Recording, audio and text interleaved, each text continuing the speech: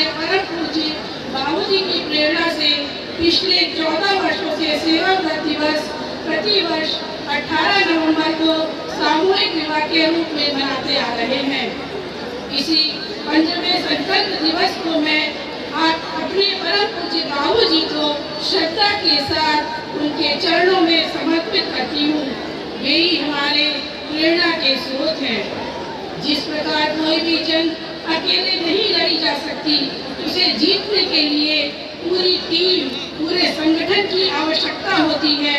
ठीक उसी प्रकार इस पूरे समारोह को अच्छे से संचालित करने के लिए हमारा पूरा परिवार, आप समझिए मेरी एक बड़ी बेटी जो कि बॉम्बे से आई है, बड़े जीजाजी जो आगरा से आए हैं, मेरी छोटी बेटी मेरठ से आई है सिर्फ इस प्रोग्राम को अटेंड करने के लिए। आज उनको इतना उत्साह था कि हम इस प्रोग्राम को किसी भी तरह मिस नहीं कर सकते।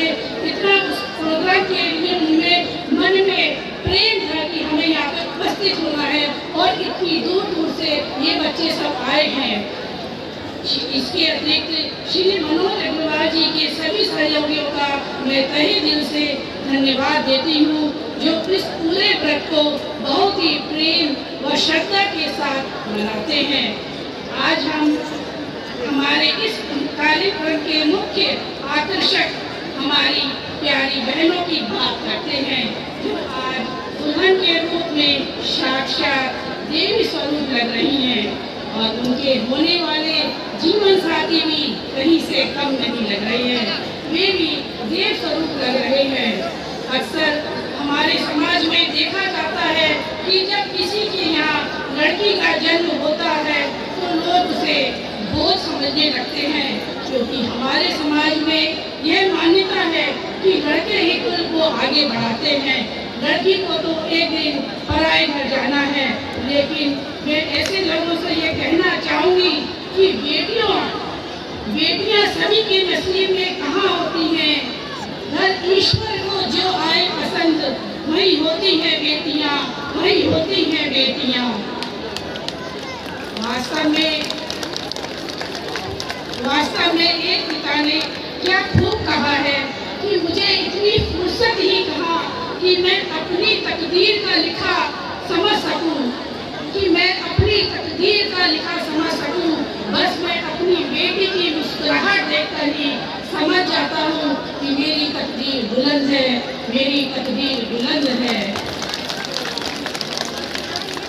मैं आप सभी से कहना चाहूंगी कि बेटियों को कभी भी बोझ मत समझो। बेटियां तो माँ की परछाई, और पिता का ख्वाब होती हैं। वास्तव में बेटियां माँ बाप की जान होती हैं, बेटियां माँ बाप की जान होती हैं। अब मैं कुछ अपने मन के भाव आपके समक्ष रखना चाहती हूँ। जैसा कि हमारे द्वारा यह बात खुले मंच से कही जा चुकी है कि जब तक हम लोग जीवित रहेंगे यह सेवा व्रत अनुष्ठान चलता रहेगा। इसका स्वरूप कुछ भी हो सकता है, इसका हमारे चुनाव से कोई भी संबंध नहीं है। यह आयोजन तो हम बड़े भाव से करते हैं, पूरा दिन व्रत रखकर इन बहनों के पैर छूकर ही कुछ ग्रहण करते हैं। और ऐसा भी नहीं है कि ये विवाह होने के बाद हमारा कर्तव्य पूर्ण हो जाता है। इनको जब जब हमारी जरूरत पड़ती है तब तब हम इनके साथ हमेशा खड़े रहते हैं। प्रेम भाव के इसी भाव को बरकरार रखने के लिए हर वर्ष हम लोग रक्षाबंधन का त्योहार इन बहनों के साथ मनाते हैं, इन लोगों से राखी बंधवाते हैं और ये बहनें भी बड़े ही उत्साह, बड़े ही प्यार के साथ हम लोगों को राखी बांधने आती हैं। मेरे लिए तो ये बहुत ही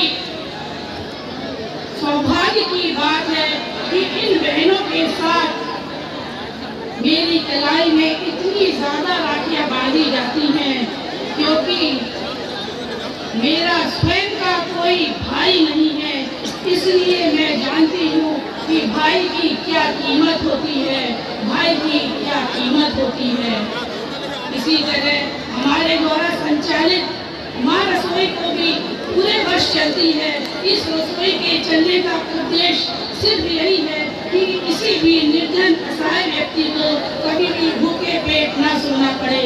मेरा मानना है कि पूरी दुनिया जीत सकते हैं हम संस्कार से, और जीता हुआ भी हार सकते हैं हम अहंकार से। जीता हुआ भी हम हार सकते हैं अपने अहंकार से। श्री मनोज अग्रवाल जी जैसा गंभीर सहनशील व्यक्ति होना असंभव है।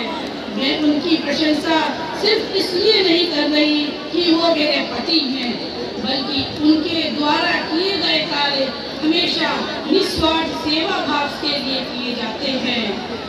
उनके सब्र और सहनशीलता को कोई उनकी कमजोरियां ना समझे। वास्तव में ये वो ताकत है जो सब में नहीं होती,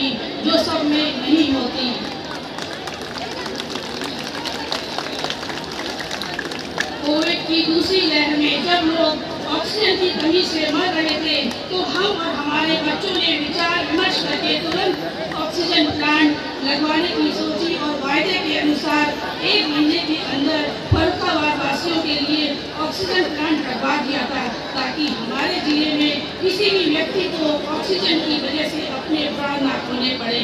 वास्तव में सूर्य बोलता नहीं, उसका प्रकाश ही परिचय देता है। ठीक उसी प्रकार से अच्छे कर्म बताने नहीं पड़ते, वही आपका परिचय देते हैं।